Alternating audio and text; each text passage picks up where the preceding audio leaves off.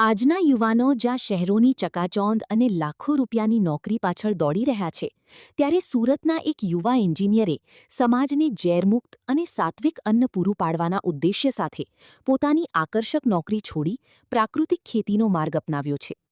તેમની આ સફર માત્ર ખેતી પૂરતી મર્યાદિત નથી, પરંતુ યુવા અને ગ્રામીણ સશક્તિકરણની પ્રેરણાદાયી મિસાલ બની રહી છે.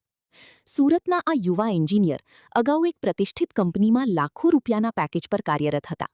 જો કે વધતા રાસાયણિક ઉપયોગથી ખેતી અને માનવ આરોગ્ય પર પડતી અસરોને ધ્યાનમાં રાખીને તેમણે નોકરી છોડવાનો મહત્વનો નિર્ણય લીધો. ત્યારબાદ તેમણે પ્રાકૃતિક ખેતીના સિદ્ધાંતોનો અભ્યાસ કરી પોતાના ખેતરમાં ઝેરમુક્ત પાકનું ઉત્પાદન શરૂ કર્યું. પ્રાકૃતિક ખેતીમાં ગાય આધારિત જીવામૃત, ઘન જીવામૃત અને અન્ય પરંપરાગત પદ્ધતિઓનો ઉપયોગ કરીને પાક ઉગાડવામાં આવે છે, જેના કારણે જમીનની ફળદ્રુપતા જળવાઈ રહે છે અને ઉત્પાદન પણ ગુણવત્તાયુક્ત મળે છે.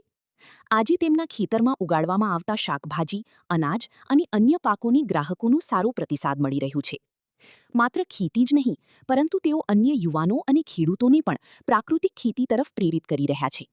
વિવિધ તાલીમ કાર્યક્રમો અને માર્ગદર્શન દ્વારા તેઓ ખેતીને નફાકારક અને ટકાઉ વ્યવસાય તરીકે સ્થાપિત કરવાનો પ્રયાસ કરી રહ્યા છે, જેના કારણે અનેક યુવાનો ખેતી પ્રત્યે આકર્ષાઈ રહ્યા છે. વિચાર આવ્યો કે મારે ખુદ પણ ઝેર નથી ખાવું અને બીજાને પણ નથી ખવડાવવું.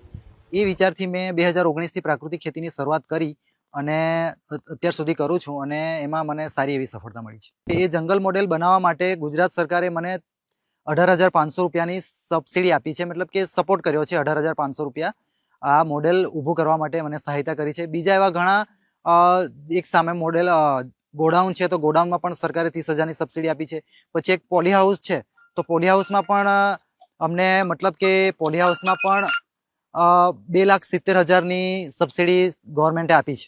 અને વિકાસ ગામિતની વાત કરીએ તો શાકભાજીની સાથે મિલેટનું પણ એ ખૂબ જ આદર્શ પ્રાકૃતિક ખેતીનું મોડલ એ ધરાવે છે.